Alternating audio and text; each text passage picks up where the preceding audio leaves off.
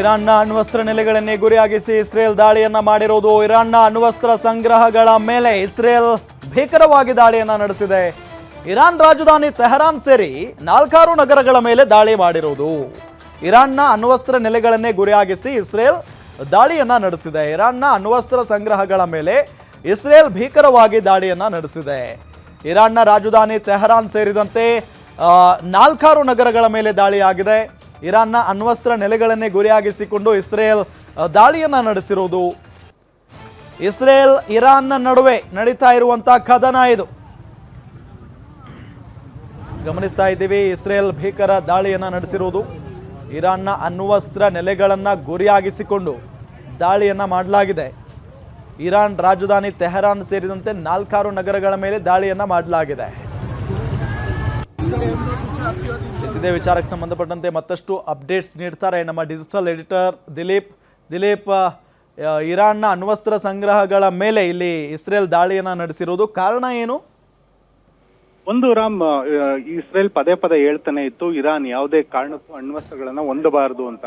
America ಕೂಡ ಇದೇ ಮಾತನ್ನ ಹೇಳಿತ್ತು. ಅಮೆರಿಕ ಅಧ್ಯಕ್ಷ ಟ್ರಂಪ್ ಕೂಡ ನಿನ್ನೆಯಷ್ಟೇ ಒಂದು ಮಾತನ್ನ ಹೇಳಿದ್ರು, ಯಾವುದೇ ಕಾರಣಕ್ಕೂ ಇರಾನ್ ಅಣ್ವಸ್ತ್ರಗಳನ್ನ ಹೊಂದಬಾರದು ಅಂತ. ಒಂದು ವೇಳೆ ಇರಾನ್ ಅಣ್ವಸ್ತ್ರಗಳನ್ನ ಹೊಂದಿದ್ರೆ ಅದು ಜಾಗತಿಕ ಮಟ್ಟದಲ್ಲಿ ಇಡೀ ವಿಶ್ವಕ್ಕೆ ಅಪಾಯ ಎದುರಾಗುತ್ತೆ ಅಂತ ಹೇಳ್ಬಿಟ್ಟು ಟ್ರಂಪ್ ಎಚ್ಚರಿಕೆ ಕೊಟ್ಟಿದ್ರು. ಇದೇ ವಿಚಾರವಾಗಿ ಅಮೆರಿಕ ಮತ್ತೆ ಇರಾನ್ ಮಧ್ಯೆ ಒಂದು ಸಂಧಾನ ಮಾತುಕತೆ ಕೂಡ ನಡೀತು. ಆದ್ರೆ ಈ ಸಂಧಾನ ಮಾತುಕತೆ ಮುರಿದು ಬಿದ್ದಿತ್ತು ನಿನ್ನೆ.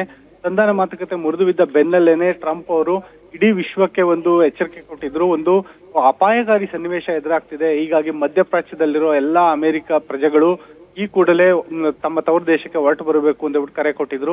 ಮತ್ತೆ ಇಸ್ರೇಲ್ ಯಾವಾಗ ಬೇಕಾದ್ರೂ ಇರಾನ್ ಮೇಲೆ ದಾಳಿ ನಡೆಸಬಹುದು ಅಂತ ಈ ಅಮೆರಿಕ ಅಧ್ಯಕ್ಷ ಟ್ರಂಪ್ ಎಚ್ಚರಿಕೆಯನ್ನ ಕೊಟ್ಟಿದ್ರು. ಆ ಒಂದು ಅಮೆರಿಕ ಅಧ್ಯಕ್ಷ ಟ್ರಂಪ್ ಎಚ್ಚರಿಕೆ ಈಗ ನಿಜ ಆಗಿದೆ.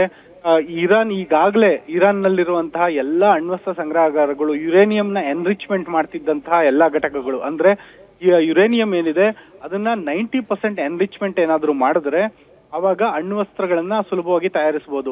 ಈಗಾಗಲೇ ಇರಾನ್ 60% ಎನ್ರಿಚ್ಮೆಂಟ್ ಪ್ರೋಗ್ರಾಮ್ ನ ಮುಗಿಸಿದೆ ಅನ್ನೋ ಮಾಹಿತಿ ಇಸ್ರೇಲ್ಗೆ ಬೇಗಾರಿಕಾ ಮಾಹಿತಿ ಪ್ರಕಾರ ಸಿಕ್ಕಿತ್ತು. ಜೊತೆಗೆ ಇರಾನ್ನ ಯಾವ ನಗರಗಳಲ್ಲಿ ಯಾವ ಪ್ರದೇಶಗಳಲ್ಲಿ ಯುರೇನಿಯಂ ಸಂಗ್ರಹಗಾರ ಇದೆ ಅನ್ನೋದು ಕೂಡ ಇಸ್ರೇಲಿಗೆ ಗೊತ್ತಿತ್ತು. ಈ ಹಿನ್ನೆಲೆಯಲ್ಲಿ ಆ ಒಂದು ಪ್ರದೇಶಗಳನ್ನ ಗುರಿಯಾಗಿಸಿ ಕಳೆದ ಒಂದು ವಾರದಿಂದನೇ ಇಸ್ರೇಲ್ ಇವತ್ತು ದಾಳಿ ನಡೆಸುತ್ತೆ, ನಾಳೆ ದಾಳಿ ನಡೆಸುತ್ತೆ ಅನ್ನೋ ಮಾಹಿತಿ ಹರಿದಾಡ್ತಾನೆ ಇತ್ತು. ಇದೀಗ ನಿನ್ನೆ ರಾತ್ರಿ ಒಂದು ದಾಳಿ ನಡೆದಿದೆ. ಭಾರತೀಯ ಕಾಲಮಾನ ನಿನ್ನೆ ಮಧ್ಯರಾತ್ರಿ ಒಂದು ದಾಳಿ ನಡೆದಿದೆ. ಇರಾನ್ನ ಒಟ್ಟು ಒಂದು 5-6 ನಗರಗಳ ಮೇಲೆ ದಾಳಿ ನಡೆದಿದೆ, ಇರಾನ್ ರಾಜಧಾನಿ ತೆಹರಾನ್ ಸೇರಿದಂತೆ. ಮತ್ತೆ ಈ ಒಂದು ದಾಳಿನಲ್ಲಿ ಇರಾನ್ ಸೇನೆಯ ಮುಖ್ಯಾಧಿಕಾರಿ ಅಲಿ ಶಮ್ಖಾನಿ ಅನ್ನೋರು ಕೂಡ ಮೃತಪಟ್ಟಿದ್ದಾರೆ ಅನ್ನೋ ಮಾಹಿತಿ ಇದೆ.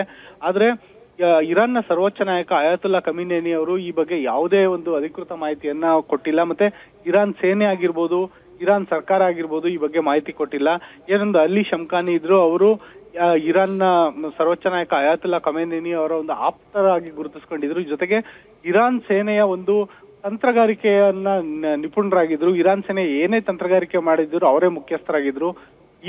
ಈಗ ಒಂದು ಇಸ್ರೇಲ್ ದಾಳಿಯಿಂದಾಗಿ ಇರಾನ್ಗೆ ಒಂದು ದೊಡ್ಡ ಮರ್ಮಾಘಾತ ಆಗಿದೆ. ಆದ್ರೆ ಇರಾನ್ನ ಸರ್ವೋಚ್ಚ ನಾಯಕ ಏನಿದ್ದಾರೆ ಅಯಾತುಲ್ಲಾ ಖಮೀನೇನಿ ಅವರು ದೊಡ್ಡ ಮಟ್ಟದ ಪ್ರತೀಕಾರದ ದಾಳಿ ನಡೆಸ್ತೀವಿ ಇಸ್ರೇಲ್ ಮೇಲೆ ಅಂತ ಘೋಷಣೆ ಮಾಡಿದ್ದಾರೆ. ಮತ್ತೆ ಇದು ಇಡೀ ವಿಶ್ವಕ್ಕೆ ಒಂದು ದೊಡ್ಡ ಎಚ್ಚರಿಕೆ ಗಂಟೆ ಎನ್ಬಹುದು. ಯಾಕೆಂದ್ರೆ ಮಧ್ಯಪ್ರಾಚ್ಯದಲ್ಲಿ ಒಂದು ಬಿಕ್ಕಟ್ಟು ನಿರ್ಮಾಣ ಆದ್ರೆ ಸಹಜವಾಗಿ ತೈಲ ಬೆಲೆ ಗಗನಕ್ಕೆ ಇರುತ್ತೆ. ಇದೇ ಒಂದು ಕಾರಣದಿಂದಾಗಿ ಇವಾಗ ನಮ್ಮ ಭಾರತ ಸೆನ್ಸೆಕ್ಸ್ ಕೂಡ ಇವತ್ತು ಬೆಳ್ಳಂಬೆಳಗ್ಗೆ 1100 ಅಂಕಗಳ ಕುಸಿತವನ್ನ ದಾಖಲಿಸಿದೆ.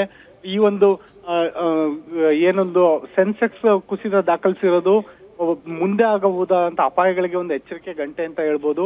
ಮತ್ತೆ ಇರಾನ್ ಏನೊಂದಿದೆ, ಇರಾನ್ಗೆ ಅಣ್ವಸ್ತ್ರ ಏನಕ್ಕೆ ಅತ್ಯಗತ್ಯ ಅನ್ನೋದು ಜಾಗತಿಕ ಮಟ್ಟದ ಪ್ರಶ್ನೆ. ಆದ್ರೆ ಇರಾನ್ ದೇಶಕ್ಕೆ ತನ್ನ ಬಳಿ ಒಂದು ಅಣ್ವಸ್ತ್ರ ಇದ್ರೆ ಬೇರೆ ಯಾವ ದೇಶವೂ ತನ್ನನ್ನ ಬಗ್ಗಿಸಲಾರದು, ಮಣಿಸಲಾರದು ಅನ್ನೋಂತ ಒಂದು ಧೈರ್ಯ ಇರಾನಿಗೆ ಮೂಡಿದೆ. ಈಗಾಗಲೇ ಇರಾನ್ ದೇಶ ಅಣ್ವಸ್ತ್ರವನ್ನ ಸಂಗ್ರಹ ಮಾಡ್ಕೊಂಡಿದೆ ಅನ್ನೋ ಆರೋಪಗಳೂ ಇದಾವೆ. ಆದ್ರೆ ಈ ಬಗ್ಗೆ ಇನ್ನೂ ಖಚಿತ ಮಾಹಿತಿ ಲಭ್ಯ ಆಗಿಲ್ಲ. ಆದ್ರೆ ಈಗ ಏನೊಂದು ಇಸ್ರೇಲ್ ದಾಳಿ ನಡೆಸಿದೆ, ಈ ದಾಳಿಯ ಮೂಲಕ ಇರಾನ್ ಮತ್ತೆ ಇಸ್ರೇಲ್ ನಡುವೆ ಯುದ್ಧದ ಸನ್ನಿವೇಶ ನಿರ್ಮಾಣ ಆಗಿದೆ. Ram, okay Dilip, thank you ತಮ್ಮೆಲ್ಲ ಮಾಹಿತಿಗಾಗಿ.